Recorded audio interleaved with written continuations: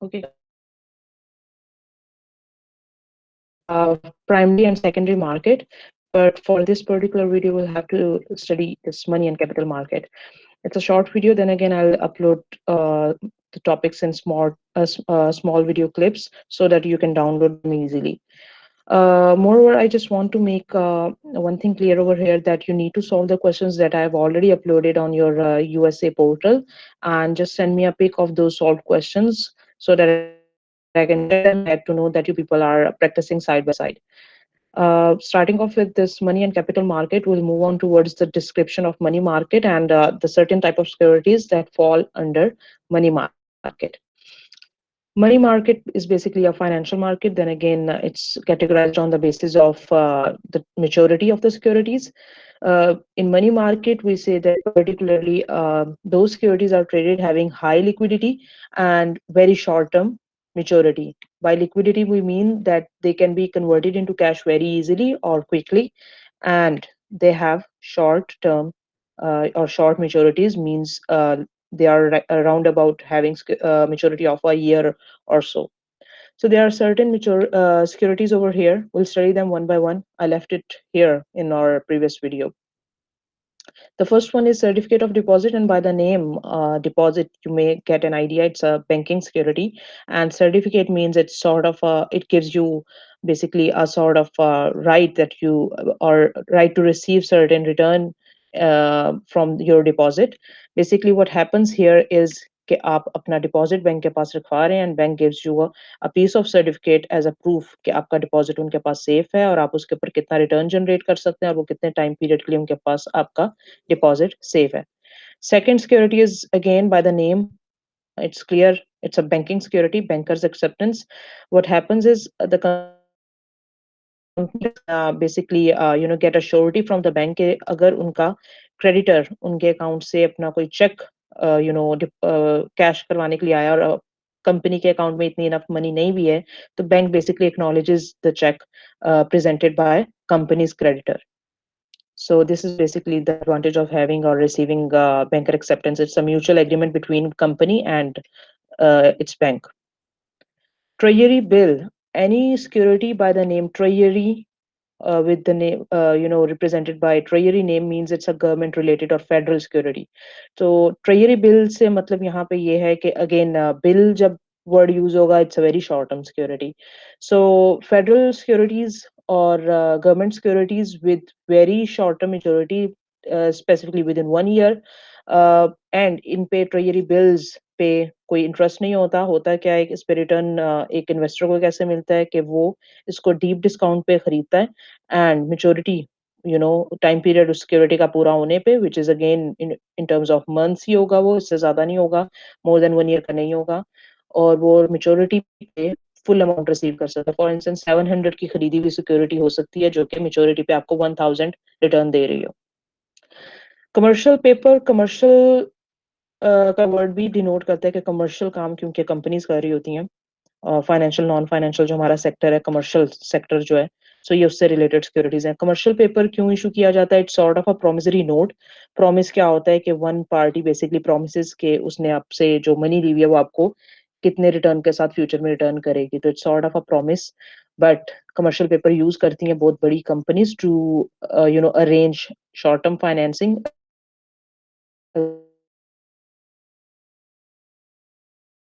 Against सकता है.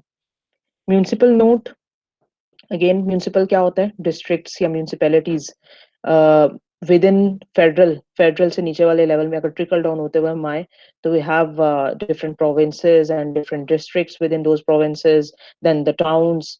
सो अगर इन लेवल्स पे भी कोई प्रोजेक्ट्स अनाउंस हो रहे हैं और उसके लिए फंड रेजिंग की जा रही है और कोई नोट्स इशू करके फंड रेज किया जा रहा है तो वो फिर म्यूनिसिपल नोट्स कहलाए जा सकते हैं या वो प्रोविंशियल नोट्स भी हो सकते हैं. ठीक है.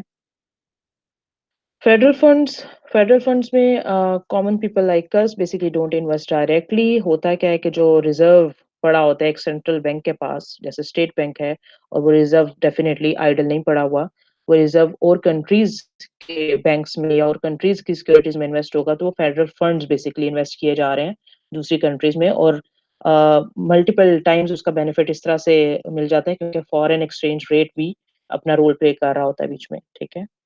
एंड अगेन इसको हम मनी मार्केट में इसलिए कैटेगराइज कर रहे हैं, विद इन 1 ईयर जो रिजर्व्स होते हैं वो मल्टीपल टाइम्स कहीं ना कहीं इन्वेस्ट हो रहे होते हैं और वहां से रिटर्न्स जनरेट किए जा रहे होते हैं, ठीक है।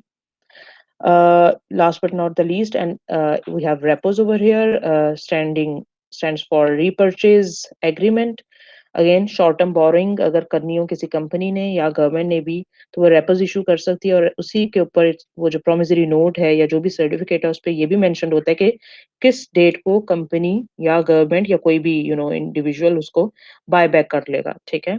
So repos are again a source और a way of generating funds. This is basically the additional information over here.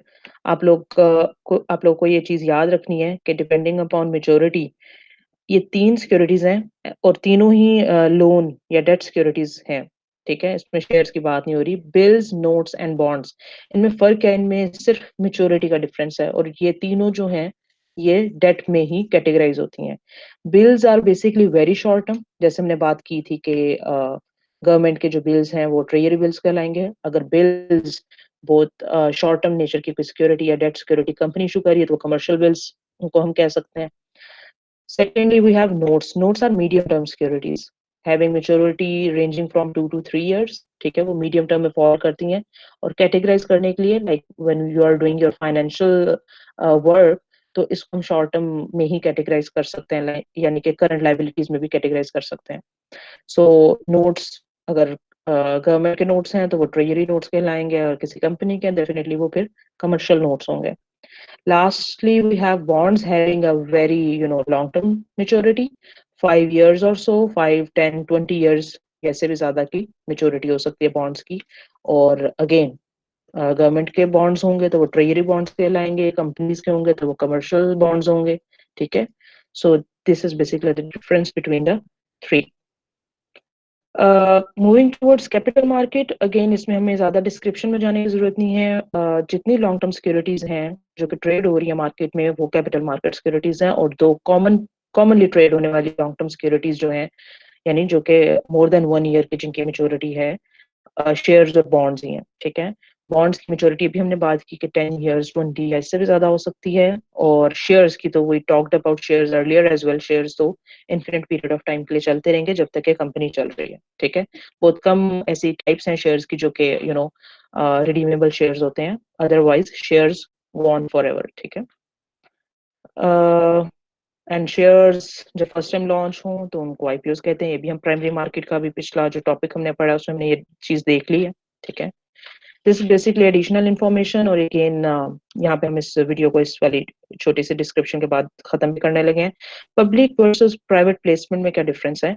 Public issue हम उसको बोलते हैं कि जबकि लार्ज नंबर ऑफ इन्वेस्टर्स के में जब सिक्योरिटी डिस्ट्रीब्यूट की जाती है, उनको इशू की जाती है, when securities are sold to hundreds और इवन थाउजेंड्स ऑफ इन्वेस्टर्स, ठीक है। और वो फॉर्मल कॉन्ट्रैक्ट होता है, legal you know regulatory bodies उसको रेगुलेट कर रही होती हैं उस इशू को, ठीक है।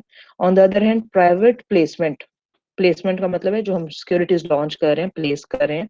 So private placement on the other hand is के हम लिमिटेड नंबर ऑफ इन्वेस्टर्स को अपनी सिक्योरिटी इशू कर रहे हैं, या हो सकता है सिर्फ एक को इशू कर रहे हो। और जब आप प्राइवेट प्लेसमेंट कर रहे होते हैं तो दो पार्टीज ही उसको मिलके डिसाइड कर रही होती हैं उसकी वर्किंग को। सो काफी लेस रेगुलेशंस इन्वॉल्व होती हैं, डेफिनेटली जो भी उसकी रेगुलेशंस हैं वो दो पार्टीज मिलकर डिसाइड कर रही हैं, ठीक है, म्यूचुअली उसको डिसाइड कर रही हैं। So for now I'll close it here, and we'll study this next topic of financial intermediation, which is basically the important topic as well. उसको हम next video में study करेंगे। I hope you people are solving the questions side by side, और मुझे feedback भी साथ साथ देते रहें कि आप लोगों को समझ आ रहा है या नहीं आ रहा। Basically अभी तो हम जो topics पढ़ रहे हैं वो तो हैं भी comparatively काफी easy. So we'll end it here. Thank you so much.